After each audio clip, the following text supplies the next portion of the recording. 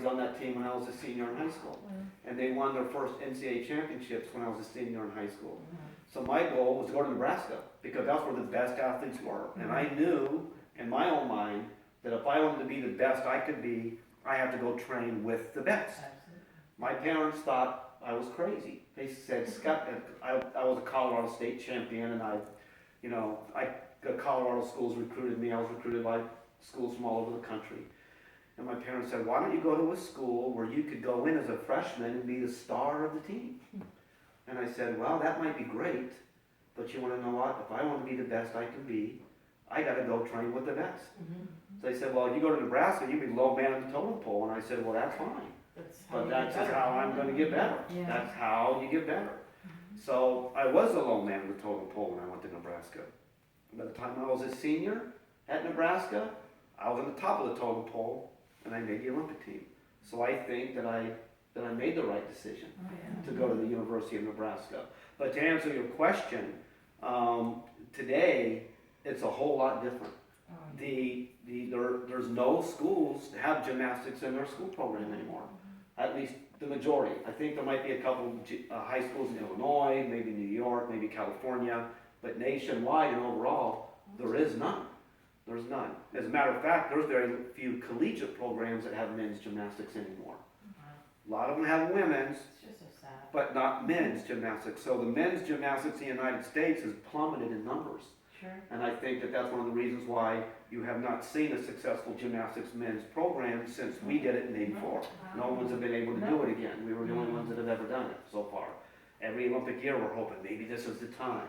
And it's just not there, but we don't have the depth we used to have because there's not as many doing it. So in today's world, it's all the private clubs.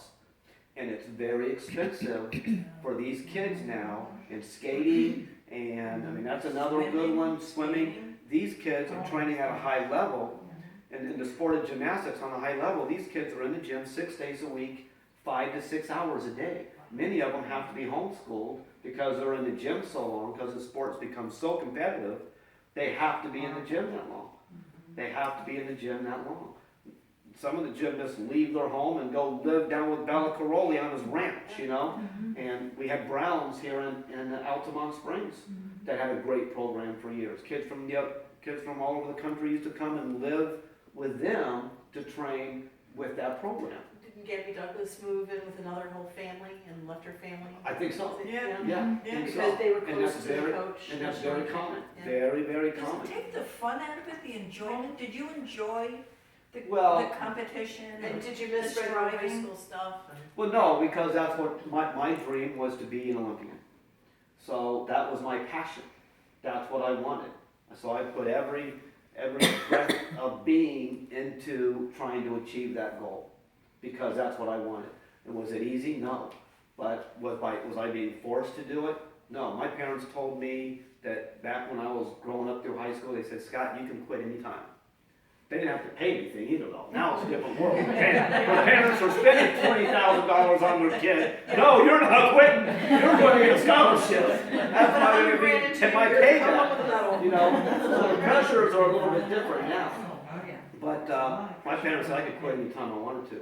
But I had the passion that I wanted to be the best I could be, and I wanted to make the Olympic team. So I put that pressure on myself. And then there was another event that happened in my life. I made the Olympic team in 1984. And then of course, we were put on cloud nine, and our lives totally changed after 1984. And I was one of two that wanted to continue to train for 1988, because I was the second youngest on the team. Tim Daggett was the youngest. Do you guys know who Tim Daggett is? You just saw him on TV the other day. He does the color commentating now for the Olympic trials and the Olympic Games. So he's the guy that's doing all the talking now. He was my teammate, and one of my teammates in '84. And so Timmy and I were the only ones that were going to continue to 1988. But we were kind of on cloud nine, and I didn't, focus as much on my training. So in 1986, at the USA National Championships that qualifies you for bigger events, I barely made the national team. I almost didn't make the national team. And it was a huge failure for me, because I didn't expect that. I was just riding the wave for a while, and then all of a sudden it caught up to me. And a lot of people thought, oh, Scott Johnson's all washed up, he's done. You know, he got to I retire, remember he's hearing done. him talking about that. So it hurt me bad because I knew I was better than that. So I vowed that I was going to prove not only to myself but to the whole rest of the United States that Scott Johnson's not washed up, that he still has a lot left. So I put everything I could into that next year, and that next year I won the national championships, became USA national champion, and then went on to win medals at the Pan American Games and set records, and then went on to be captain of the 1988 Olympic team. So sometimes a failure is good because it teaches you what you need to do right to not fail again the next time. How'd you end up in Winter Springs? Yes. She, Diane, I love Diane. I had gotten married in Nebraska. We moved down here because her family had moved down here. And then when I went, I wasn't in the gymnastics industry so much back then. I went into the corporate world for a while. I just had to get out of the gymnastics industry when I retired. And then when I decided to go back into the gymnastics industry, my spouse at the time did not support that, which was, I thought, not fair. And so it was a struggle for a long period of time. And I got two lovely boys that from that marriage, and we're going to see them tonight, actually. And so anyways, that relationship had ended, and I'm grateful for it because it brought me to Diane. And so Diane and I have been together for years and years now, and she lives right next door. So she's a friend of ours. She's visited with us on a couple of occasions. Yes. So, I mean, to have the kind of support that she gives me, I've not had. And it's great. It's great to have that kind of support. And I think Were you involved in Oviedo? Yes. At the gym that's there? that was my gym. That was your gym originally, Yes. and then? I built that gym. Yes, Matter of fact, her daughter there trained with me there. okay. Dana Hagemer trained with you also. And Dana did too. Yeah, Lori's out of town today. That's what I Oh. saw, because I think, Okay. Dana worked for me for years. Mhm. And now she had just left about 2 years And she's ago. back in school. Yeah, went back to school for graphic design. yeah, because I think my grandchildren went there, and I remember the name, I'm saying Scott Johnson. It was Scott Johnson's gold medal Gold medal, gymnastics. that's right. So I started off at the YMCA's. Who was at the Y? You were at the Y. Started off at the YMCA's and ran programs there, Mhm. and wound up expanding to like 4 different YMCA's. And I knew that the only way my business was going to grow is if I had my own place. Right. So I got introduced to this guy who wound up being a complete nightmare for me. But he was looking for a real estate investment. Didn't know how to spell the word gymnastics, but he had deep pockets, I guess. I know who he is. You know Thomas Parker? I'm sorry. You know him? Not personally, but. Okay. Well, anyways, he was a nightmare for me, and he wound up. We built that gym from Yes. the ground up, Yes. and I had it for I think I 2.5 had just years. moved, my daughter had just moved to Oviedo when that all took place, and so Okay. I sort of remember that. So anyway, so when that relationship ended, I got out of it and started back over again. And so now I have a studio right down the street here. I'm in this plaza over here. I have a little gym in there, and then we opened one in Altamont Springs. We've had that for about 1.5 years, so I got 2 gyms. And our objective is to have a bunch of them. Where's the My one daughter here? is looking It's for right down the now street. for my granddaughter. Perfect. So if you take this road right here, Information before. there's Okay. right behind Dominic's. Okay. There's a little plaza there. Where's And that? the dance studio owned the whole plaza for many years. But then she wound up having to release some of the bays, and I took one of the bays, and Oh, I've been there for about 5 years in one of those bays, and it's been so successful that and now we opened one up in Altamont Springs about 1.5 years. Is there as much interest as there's always been in kids? Yeah, it's all in the kids. It's all in the kids. You know, and of course, 98% of it are the girls, very few boys, and it's just a stereotype thing. You know, dads want their kids to be football players and basketball players and stuff like that. Not do gymnastics. And that was kind of the stereotype when I was growing up. I did play football. I did play baseball. I was just little. And I was introduced to gymnastics. It came natural to me, and so that's what I fell in love with. Do you have any futures? Any future You know, stories? we have some phenomenal students come through our program, but we're totally recreational. I don't do any competitive gymnastics anymore. When I had my gym in Oviedo, we had competitive gymnastics, and that's just a whole world of Angst. craziness Crazy and parents. drama and a Dance lot lot of tears, and it just wasn't as positive Most that I of the would like to drama- see.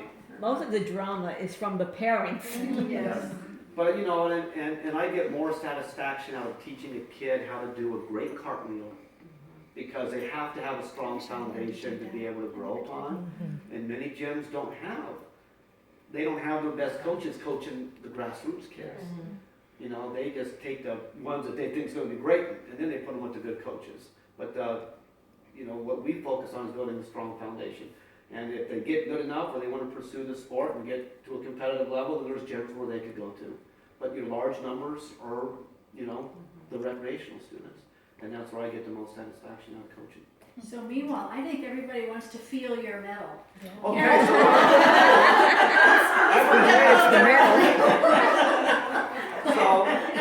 so this medal, so a little, I'd like to see your hardware.